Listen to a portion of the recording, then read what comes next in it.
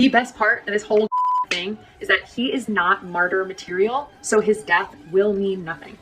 It will activate no one. It will impact few. It's just great. The best part of this whole thing is that he is not martyr material, so his death will mean nothing. It will activate no one. It will impact few. It's just great. On Sunday, Arizona State Farm Stadium filled to capacity. More than 60,000 people paying tribute to the conservative activist Charlie Kirk, whose assassination shocked supporters nationwide.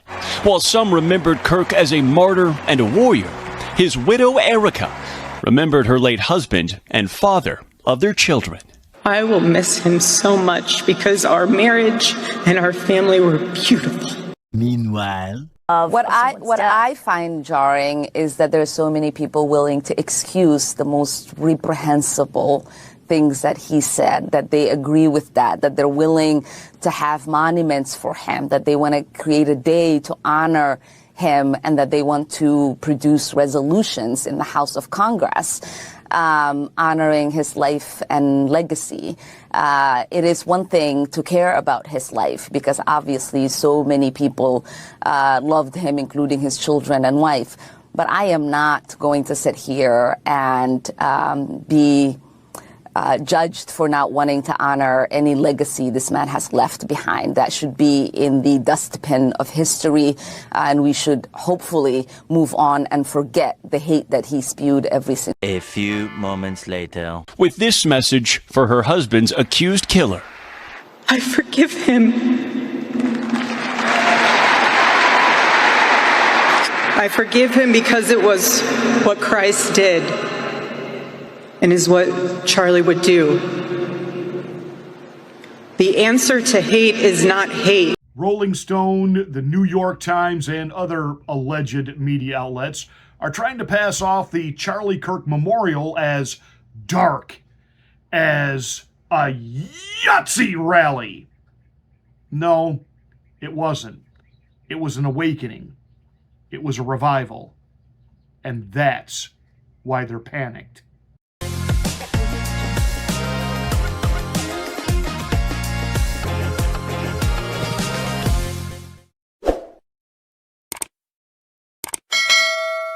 Hi, I'm Pastor Marty. Thanks so much for joining us here on the Afternoon Drive. Please make sure that you're subscribed to the channel, and once you are, smack the bell. Click the word all. That will give you notification of my rants, my ravings, my undeniably flawless reasonings. Hey, please like and share this video. It's the only way I can get the word out that we're here. Thank you so much for watching. Thank you for being a part of the Afternoon Drive. It's estimated that over 100,000 people converged on the location for the Charlie Kirk Memorial. About 60,000 plus got inside, and another 40 to 100,000 more gathering in other venues around the area to join together with other patriots, other conservatives, other Christians, other MAGA, to mourn the loss of Charlie Kirk and to celebrate his life and his legacy. One thing is glaringly apparent here. This isn't going to go away anytime soon. There really is, and aptly named, a turning point in the country. The death of Charlie Kirk has gripped the nation like assassinations of the past, whether it was JFK, Martin Luther King, Robert Kennedy Jr., It has done that. It has grabbed the attention of the nation, and you've got literally now hundreds of thousands, if not millions, of young people wanting to start Turning Point USA chapters on their college campuses. You have over 1 million young people basically committing to standing up and doing what Charlie Kirk was doing. They didn't silence us. And Tucker Carlson pointed that out. And of course, he's getting blasted by the lying legacy corporate corrupt mainstream media that he compared what Charlie Kirk what Charlie Kirk was doing to Jesus. That in his time, the Pharisees, they didn't like Jesus, and they didn't. And they wanted to kill him, and they did. And they somehow thought that would silence him, and it didn't. It actually ended them. And of course, you've got those that are trying to make this, even in conservative media, that Tucker Carlson was being anti-Semitic. No, he was actually being biblical in his account. And it wasn't a swipe at, quote, all people of Hebrew Jewish descent. In fact, the people of Jerusalem loved Jesus. The political hierarchy did not. And they coerced the Romans into fulfilling the execution. Now, ultimately, theologically, we understand it was our sin that put him there, and not the Jews, not the Romans. It was all part of God's plan. Digress. Tucker was right. What they've done to Charlie was what they wanted to do with Jesus, was by killing him, we'll silence him. How'd that work out? How many billions of people over the last 2,000 years have professed to be Christian, following the teachings of Jesus Christ? And now we are seeing people standing up, stepping up to carry on what Charlie Kirk started. Now, I'm not going to get into everything that took place at the memorial. There's two things I want to zero in on. First of all, his wife, his widow. I could sense it was coming. And when she took that breath and said, God, help me, I knew what she was about to say. My husband, Charlie, he wanted to save young men just like the one who took his life.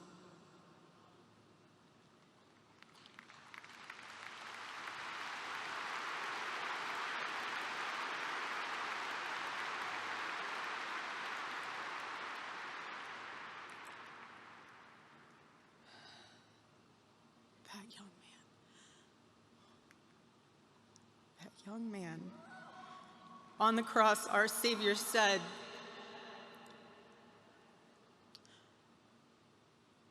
Father, forgive them, for they not know what they do. That man, that young man,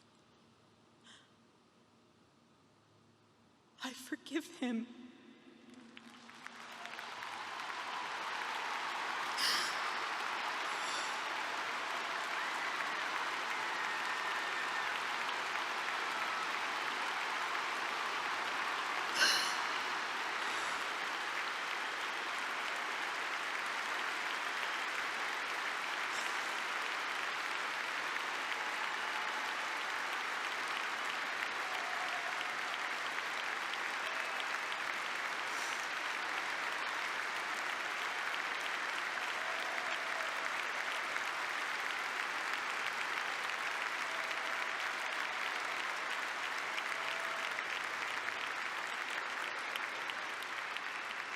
I forgive him because it was what Christ did and is what Charlie would do. The answer to hate is not hate.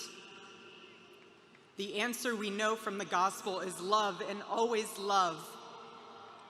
Love for our enemies and love for those who persecute us. How many people on the left would do that? How many of these libloons would do that? How many of these absolutely radicalized, beyond rational thought people on the left, and I don't care how the media keeps trying to lie and spin that the vast majority of political violence in this country is the right on the left. No, it's not. It's left on right.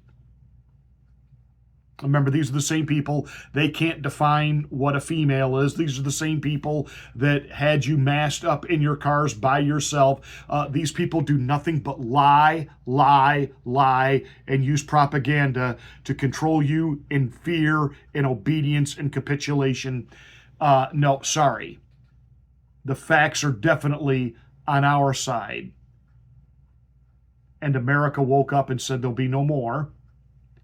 And here is a widow standing there saying to this young man, I forgive you. Now, that does not mean that justice does not need to be served. It most certainly does. But this was powerful for her to do this. And it is in glaring contrast, and that's what the liberals really hate, and that's what CNN and PMSNBC and the rest of them are writhing about like demons being cast out. They know that this is totally different than what happens when it's somebody on the left, when it's, when they try to create a martyr out of a, what was that guy a few years ago, Floyd? His death was tragic, but when they tried to create into martyr status, cities were set on fire, protests, riots. None of that has happened. And while the people in the streets with their mostly peaceful protests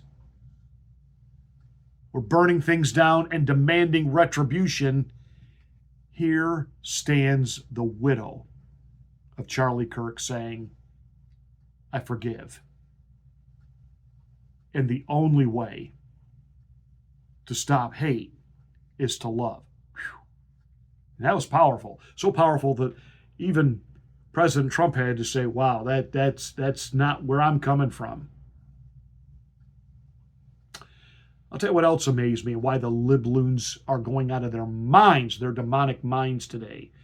Like being cast out of the maniac or Gadara into a herd of swine. Marco Rubio, Secretary of State, presented the gospel. What he said in the last 2 minutes of his address was the gospel. I imagine there are people watching here tonight that didn't know much about Charlie Kirk until 11 days ago. Maybe they were disengaged from politics. Maybe they were partially engaged. I hope one of the things they take from this is that the movement Charlie Kirk led and started and gave fuel to was about politics, but not only about politics. It was deeper. It was broader. And I would say that, taking the liberty, but I'm confident he would agree, one of the things he wants us to take away from this, from all of this, is the following. His deep belief that we were all created, every single one of us, before the beginning of time, by the hands of the God of the universe, an all-powerful God, who loved us and created us for the purpose of living with him in eternity. But then sin entered the world and separated us from our Creator. And so God took on the form of a man and came down and lived among us. And he suffered like men. And he died like a man. But on the third day he rose unlike any mortal man.